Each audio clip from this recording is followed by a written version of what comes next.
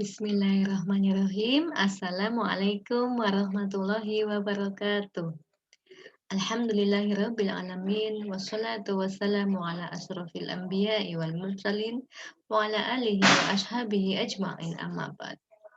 Alhamdulillah, puji syukur kita kehadirat Allah Subhanahu wa taala sehingga pada kesempatan pagi hari ini kita masih diberi kesehatan, keselamatan oleh Allah sehingga dapat menjalankan aktivitas seperti biasa dalam keadaan sehat tanpa kurang suatu apapun. Yang kedua, sholawat serta salam semoga senantiasa tercurahkan kepada beliau uswah kita dan junjungan Nabi besar Muhammad Sallallahu Alaihi Wasallam, kepada para sahabatnya, para pengikutnya, pada para keluarganya, tabiin-tabiinnya, dan sampai dengan kepada kita semua yang insya Allah istiqomah hingga yaumul akhir. Allahumma amin ya rabbal alamin. Oke, pada kesempatan pagi hari ini Ustazah akan menyampaikan materi di tema 8 yaitu peristiwa alam. Ustazah sapa dulu nih anak-anak Ustazah level 1 SD Terpadu Buta Harapan. Kaifa halukum? Ana bi khair, alhamdulillah. Ya, Ustazah juga di sini alhamdulillah dalam keadaan sehat. Semoga ayah bunda semuanya dan anak-anak level 1 tetap semangat menjalankan ibadah puasa ya sampai dengan selesai 1 bulan ya, insya Allah. Oke, pada tema ini Ustazah akan menyampaikan di subtema 3 yaitu pembelajaran 1, 2, dan 3 dengan materi penghujan. Nah, tentang penghujan. Tujuan pembelajaran kali ini yaitu melalui membaca materi percakapan, siswa dapat menuliskan kalimat pujian dan kalimat tanggapan. Yang kedua, dengan mengamati gambar dan membaca materi, siswa dapat menyebutkan aturan makan di rumah. Yang ketiga, melalui percobaan, siswa dapat membuat karya dengan teknik konstruksi atau menyusun beberapa benda menjadi benda baru. Yang keempat, dengan mengidentifikasi gambar, siswa dapat menentukan lamanya waktu kegiatan. Nah, itu adalah beberapa tujuan pembelajaran yang ingin Ustazah sampaikan. Ustazah harapkan nanti kalian dapat melakukan kegiatan tersebut. Oke. Hal ini terintegrasikan dalam sebuah Quran surat Al-Qaf ya, ayat 9.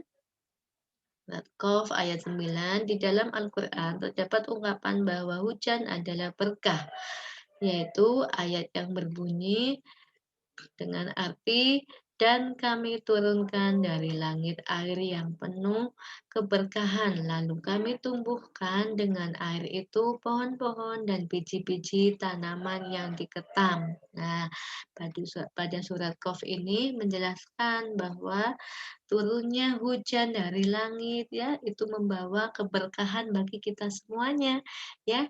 Betul sekali, sekarang kita sedang mengalami musim penghujan ya, di mana kalau musim hujan itu pasti kita membutuhkan beberapa benda untuk keluar rumah. Contoh mungkin mantel, payung, jaket untuk menghangatkan tubuh kita, dan lain sebagainya.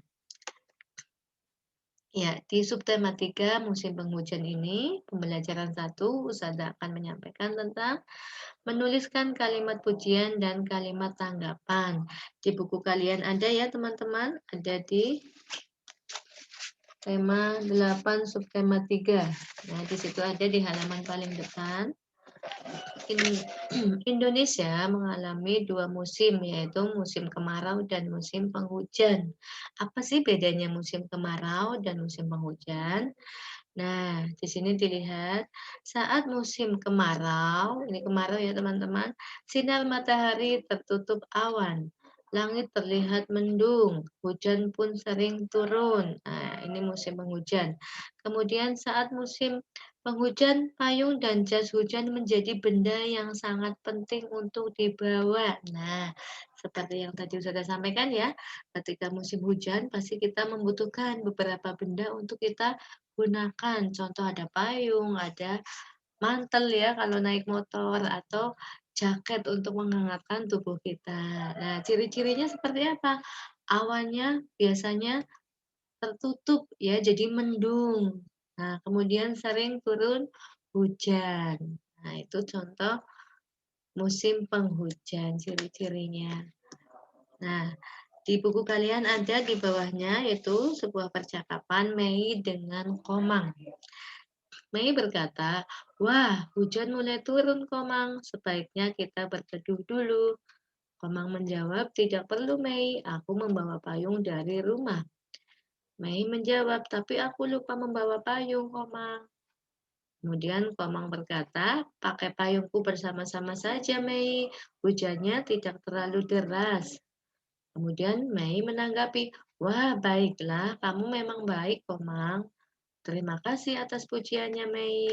Nah, pada percakapan tersebut terdapat kalimat pujian. Yang mana ya, teman-teman ya? Nah, betul sekali.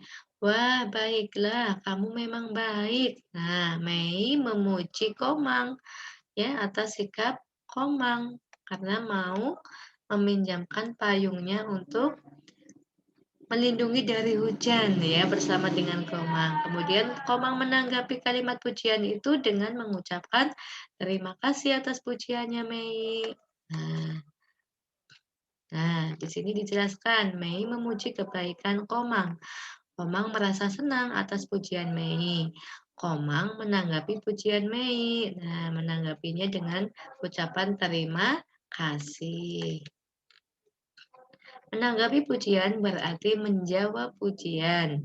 Komang menanggapi pujian dari Mei dengan mengucapkan terima kasih. Seperti itu ya teman-teman ya. Kalau kita memuji teman kita ya, mungkin memuji sikapnya yang baik atau perbuatannya. Nah, jangan lupa kita juga harus menanggapi kalimat pujian tersebut dengan terima kasih banyak. Terima kasih banyak Bunda, jazakillah khair Bunda, jazakumullah ya Bunda. Seperti itu ya. Itu contoh kalimat tanggapan dari sebuah kalimat pujian. Nah, sekarang kita masuk di muatan PPKN. Nah, di sini ada ya, menyebutkan aturan makan di rumah. Ada di buku kalian. Di halaman 145, teman-teman. Ya, di situ ketika musim penghujan, udara terasa dingin. Ibu memasak sayur sop. Komang membantu ibu menyiapkan makanan. Sebelum makan, Komang mencuci tangan. Nah, ini contoh aturan saat makan di rumah. Kita harus mencuci tangan terlebih dahulu. Nah, mencuci tangan sebelum makan merupakan salah satu aturan yang ada di rumah Komang. Nah, di situ kalian ada ya di buku kalian beberapa contoh gambar. Nah, seperti ini. Aturan lainnya antara lain sebagai berikut. Dilihat gambarnya di buku kalian juga ada ya. Halaman 145. Pertama, berdoa sebelum dan sesudah makan. Yang kedua, tidak berbicara saat makan. Yang ketiga, membantu ibu merapikan piring kotor setelah makan. Nah, ini adalah contoh-contoh aturan ketika kita makan bersama di rumah. Aturan ini harus dipatuhi oleh seluruh anggota keluarga. Jadi tidak hanya ayah saja atau tidak hanya ibu saja ya yang merapikan tempat makan atau yang menyiapkan makanan. Kalian juga semuanya bertanggung jawab untuk melakukan kegiatan tersebut ya. Jadi boleh saling membantu, saling menolong apalagi ahwat ya perempuan ya, membantu ibu memasak, merapikan meja makan ya setelah digunakan, mungkin mencuci piring yang kotor. Nah, itu adalah contoh-contoh aturan ketika kita makan di rumah. Nah, selanjutnya ya, kita masuk di muatan SBDP. Masih di pembelajaran 1, membuat karya dengan teknik konstruksi. Di buku kalian ada ya? Nah, di halaman 146. Terus ada bacakan dulu nih di sini. Membuat karya dengan teknik konstruksi. Aturan air hujan yang turun akan mengalir ke sungai dan laut. Alat transportasi apa yang dapat kalian temukan? Nah, pernahkah kamu melihat perahu? Perahu dapat mengapung di permukaan air. Oleh karena itu, perahu dapat dijadikan alat transportasi. Perahu mainan dapat dibuat dari barang bekas menggunakan teknik konstruksi. Teknik konstruksi adalah menyusun beberapa benda menjadi benda baru. Nah, itu ya.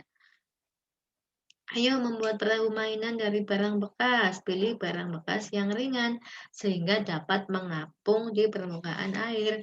Ya, contohnya mungkin ada styrofoam, kardus bekas, botol plastik, atau kertas lipat dan lain-lain yang bisa mengapung di atas air, ya.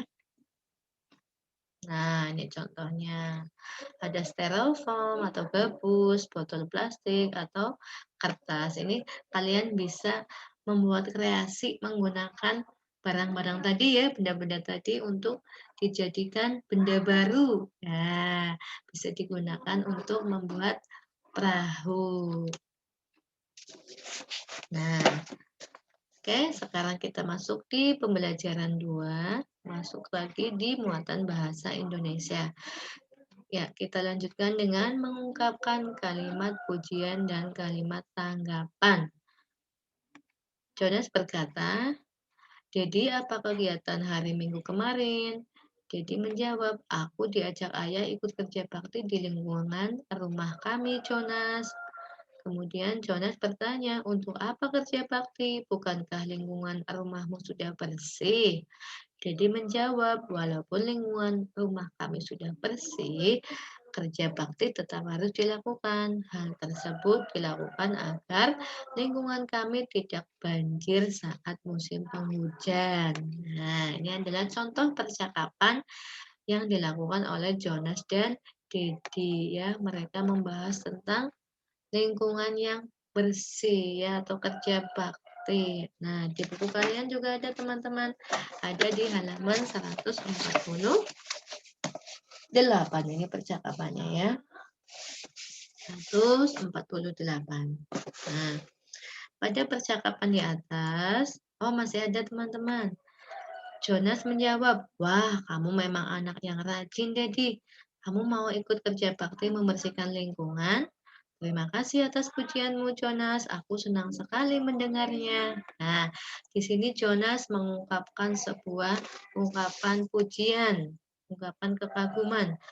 "Wah, kamu memang anak yang rajin." Nah, itu adalah contoh ungkapan pujian. Kepada siapa? Kepada Dedi. Kemudian Dedi menanggapi kalimat pujian itu dengan kata, "Terima kasih atas pujianmu, Jonas. Aku senang sekali mendengarnya." Nah, itu adalah contoh kalimat tanggapan dari sebuah kalimat pujian. Nah, di sini ada ya. Pada percakapan sebelumnya, Jonas memuji Dedi. Dedi merasa senang dengan pujian dari Jonas. Dedi menanggapinya dengan mengucapkan terima kasih. Nah, ini contohnya nih. Ini Dedi, ini Jonas. Mereka sedang bercakap-cakap ya. Jonas memuji Dedi. Dedi menanggapi pujiannya dengan ucapan terima kasih. Nah, seperti itu. Kalimat pujian yang diberikan Jonas merupakan ungkapan kekaguman atas sikap Dedi. Jonas memberikan pujiannya dengan tulus ya. Teman-teman juga seperti itu ya. Kalau memuji teman atau memuji ayah, memuji bunda ya. "Wah, bunda, hari ini masakannya enak sekali. Alhamdulillah aku bisa berbuka puasa dengan nikmat." Nah, seumpama seperti itu. Kemudian Bunda menjawab, "Terima kasih Uhti. Lain kali Ibu masak lagi yang enak, yang lezat ya untuk berbuka puasa bersama." Nah, itu contoh kalimat tanggapannya.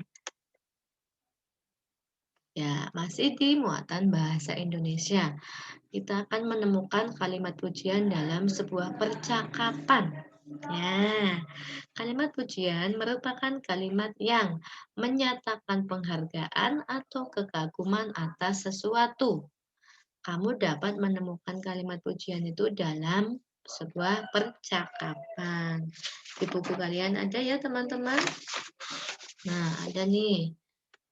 Bacalah percakapan dengan seksama untuk menemukan kalimat pujian. Ya, di bukumu ada teman-teman. Di halaman 150 ya. Di sini ada ya. Nah, Ustazah bacakan dulu ya sebentar. Ibu berkata, kamu memang anak yang rajin, Mei. Ibu bangga padamu. Kemudian Mei menanggapi kalimat pujian ibu dengan kata, terima kasih Bu, aku senang sekali mendengarnya. Aku akan segera pulang jika tugasnya telah selesai. Kemudian ibu menjawab, jangan lupa membawa payung ya. Mei menjawab, baik Bu. Nah, seperti itu. Itu contoh kalimat pujian dalam sebuah percakapan. Nanti kalian boleh menjawab ya di situ di halaman 150. Kalian jawab sesuai dengan percakapan di atas. Ya. Selanjutnya kita masuk di pembelajaran 3 yang terakhir ya, muatan matematika. Ya, kita akan menentukan lamanya waktu kegiatan. Nah, yang namanya lama, yang namanya sebentar itu yang bagaimana ya? Coba kita perhatikan. Di buku kalian ada di halaman 150. Nah, setiap hari kita melakukan berbagai kegiatan. Ada kegiatan yang memerlukan waktu sedikit. Ada juga kegiatan yang memerlukan waktu banyak. Nah, lihat, memerlukan waktu sedikit disebut sebentar dan memerlukan waktu banyak disebut lama. Nah, ini catatannya ya, sedikit berarti sebentar, banyak berarti lama. Contoh kegiatan yang dilakukan sebentar, di sini minum, memakai sepatu, dan mencuci tangan. Ini adalah kegiatan yang dilakukan dengan waktu yang sebentar. Contoh kegiatan yang dilakukan lama, contohnya tidur, makan, dan belajar di sekolah. Nah, ini adalah contoh-contoh kegiatan yang dilakukan lama ya teman-teman. Sekarang masuk lagi di muatan PPKN pembelajaran 3. Melanjutkan yang tadi, menjelaskan aturan makan di rumah. Ada aturan sebelum makan, saat makan, maupun setelah makan.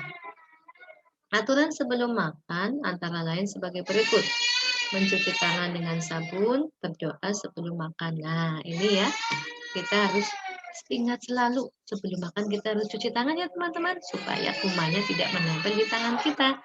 Dan ingat, kita harus berdoa sama Allah untuk meminta perlindungan ya dan keberkahan atas apa yang kita makan. Yang kedua, aturan saat makan. Apa saja ya? Makan tidak boleh berbunyi. Yang nggak boleh ya. Makan tidak berantakan. Makan tidak sambil bermain. Wah, nasinya sampai tumpah kemana-mana itu nggak boleh. Makan tidak sambil bermain juga ya teman-teman. Kalau makan sambil bermain, itu nanti akan membuat apa? Makannya kita jadi lama, makan kita jadi nggak selesai. Karena apa? Disambi mainan, ya, jadi nggak cepat selesai. Nah, yang terakhir, aturan setelah makan. Tadi sebelum makan, ketika makan, kemudian setelah makan. Aturan setelah makan, 1, berdoa setelah makan. Yang kedua, membantu orang tua merapikan piring-piring yang kotor. Nah, contoh nih yang dilakukan oleh Edi ya. Dia sedang merapikan piring yang kotor yang sudah digunakan. Mau dicuci ya, ada gelas, ada piring ya, dibawa ke belakang. Nah, paling tidak minimal kalian sudah bisa mencuci piring sendiri. Satu piring yang sudah digunakan oleh kalian makan. Nah, aturan tersebut dibuat agar kegiatan makan dapat berjalan dengan baik. Aturan tersebut harus dipatuhi oleh semua anggota keluarga. Semuanya ya, tidak hanya Edo, tidak hanya ayah, tidak hanya ibu, tapi semua anggota keluarga. Nah, mungkin hanya itu yang dapat Ustazah sampaikan. Nanti kalian bisa mengerjakan tugas bahasa Indonesia halaman 150 KD 3.8, menjawab pertanyaan sesuai dengan percakapan nomor 1 sampai 5. Yang kedua, matematika halaman 151 KD 4.6, menjawab kegiatan yang dilakukan lama atau sebentar sesuai dengan gambar ya. Ya, mungkin hanya itu yang dapat Ustazah sampaikan. Terima kasih banyak. Jazakumullah khairan katsir.